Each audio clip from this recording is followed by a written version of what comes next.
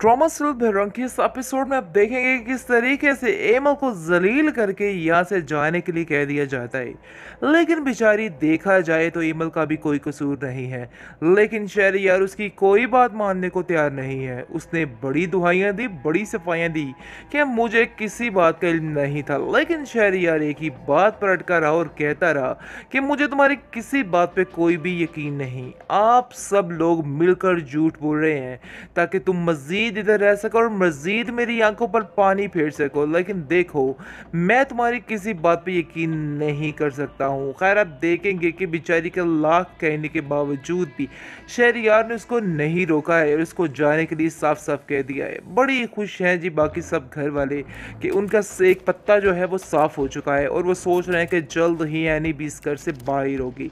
लेकिन दूसरी तरफ मामला कुछ संगीन हो गया है। इन लोगों की मिली जुली भगत ने हर चीज़ तबाह करके रख दी, क्योंकि वो तो चाहते ही ये थे ऐसा हो। क्योंकि जैसे ही एनी आती है और कहती है अपने माँ बाप से कि मुझे बहुत ज़्यादा दुख है अपनी बहन का, मैं अपनी बहन को ऐसे नहीं देख सकती। मुझे पता है कि उन लोगों ने बहुत ज़्यादा जलील किया है हेमल को, लेकिन मैं कभी भी ये चीज़ नहीं भूलूंगी और कभी भी किसी को इस चीज़ के लिए माफ़ नहीं करूंगी। उन लोगों ने बहुत गलत किया मेरी बहन के साथ और आयमा को मैं कभी उस घर में सुकून से नहीं रहने दे सकती हूँ। क्योंकि जब जब मैं आयमा को देखती हूँ मुझे काफ़ी ज़्यादा परेशानी शुरू हो जाती है। एमल गुस्से से आ जाती है और कहती है कि खबरदार, तुमने मुझे अपनी बहन कहा। तुम जैसी बहनें ही होती हैं जो घर को बर्बाद करके रख देती हैं।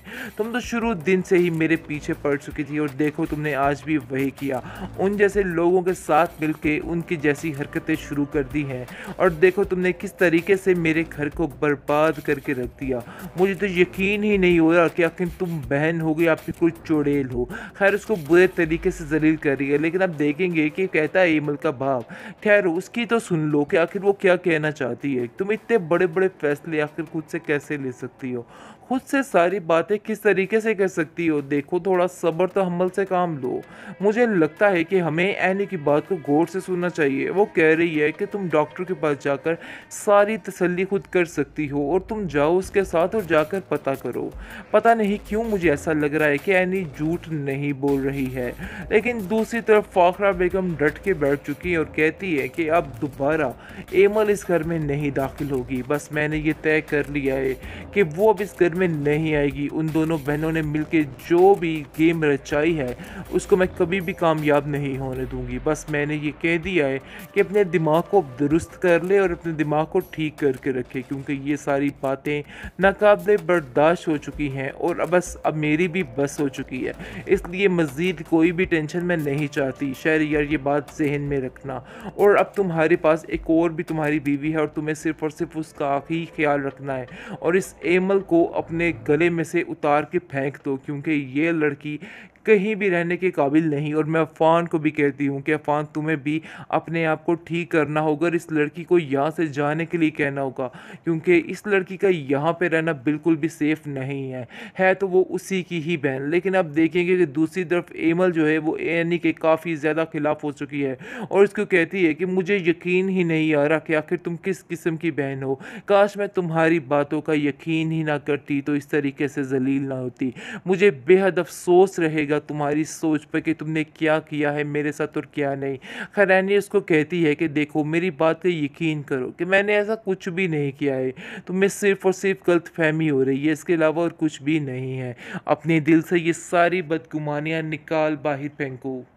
ट्रॉमा सिल भैरंग की इस एपिसोड में आप देखेंगे कि किस तरीके से एमा को जलील करके यहाँ से जाने के लिए कह दिया जाता है। लेकिन बेचारी देखा जाए तो एमल का भी कोई कसूर नहीं है।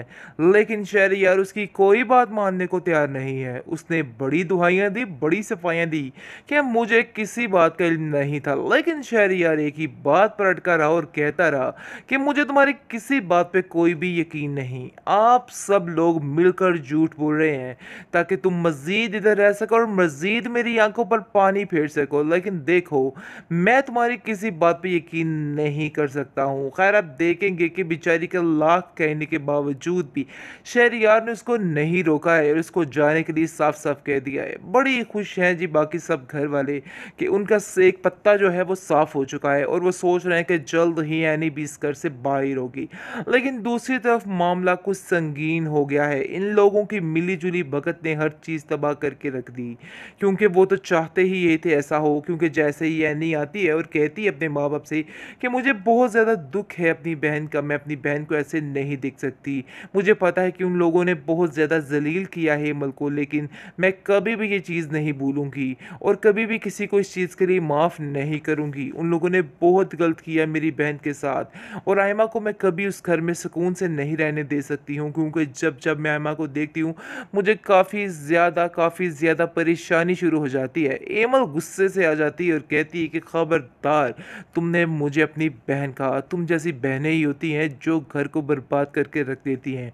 तुम तो शुरू दिन से ही मेरे पीछे पड़ चुकी थी और देखो तुमने आज भी वही किया। उन जैसे लोगों के साथ मिलके उनकी जैसी हरकतें शुरू कर दी हैं और देखो तुमने किस तरीके से मेरे घर को बर्बाद करके रख दिया। मुझे तो यकीन ही नहीं हो रहा कि आखिर तुम बहन हो या फिर कोई चुड़ैल हो। खैर, उसको बुरे तरीके से ज़लील कर रही है, लेकिन अब देखेंगे कि कहता है एमल का बाप। खैर, उसकी तो सुन लो कि आखिर वो क्या कहना चाहती है। तुम इतने बड़े-बड़े फैसले आखिर खुद से कैसे ले सकती हो? खुद से सारी बातें किस तरीके से कर सकती हो? देखो, थोड़ा सब्र तो हम्मल से काम लो। मुझे लगता है कि हमें एनी की बात को गौर से सुनना चाहिए। वो कह रही है कि तुम डॉक्टर के पास जाकर सारी तसल्ली खुद कर सकती हो और तुम जाओ उसके साथ और जाकर पता करो। पता नहीं क्यों मुझे ऐसा लग रहा है कि एनी झूठ नहीं बोल रही है।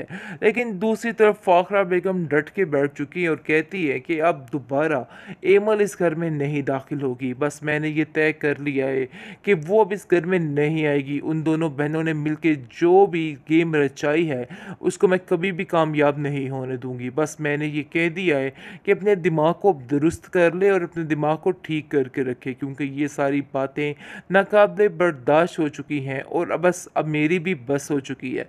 इसलिए मज़ीद कोई भी टेंशन मैं नहीं चाहती। शहरयार, ये बात ज़हन में रखना।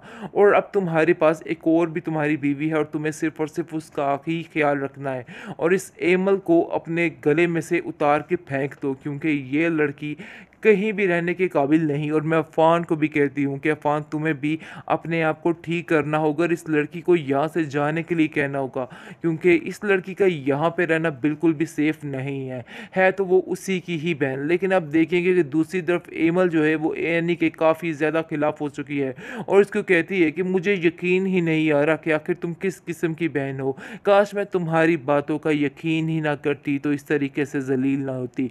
मुझे बेहद अफ़सोस रहेगा तुम्हारी सोच पे कि तुमने क्या किया है मेरे साथ और क्या नहीं। खैरानी उसको कहती है कि देखो, मेरी बात पे यकीन करो कि मैंने ऐसा कुछ भी नहीं किया है। तुम्हें सिर्फ़ और सिर्फ़ गलतफ़हमी हो रही है, इसके अलावा और कुछ भी नहीं है। अपने दिल से ये सारी बदगुमानियाँ निकाल बाहर फेंको।